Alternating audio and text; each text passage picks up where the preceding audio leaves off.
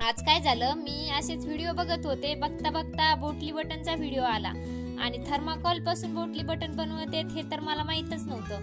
मग मी ते ट्राय केलं. मी पण थर्माकोलचे मणी घेतले, एक रीळ घेतला आणि तयार केले. इतके सोपे की मला एका बघितल्यावर व्हिडिओ लगेच जमले. तुम्ही पण बनवू शकतात असे बोटली बटन, कारण की अशक्य गोष्ट कोणतीच नाही, शक्य केल्यावर काय पण होतं.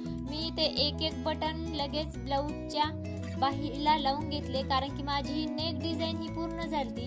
आणि त्यानंतर त्यावर मी एक दाबटीप मारली. दाबटीप मारल्याच्या नंतर मी उलटा कपडा केला आणि कैचीच्या साह्याने राहिलेला कपडा कट करून घेतला.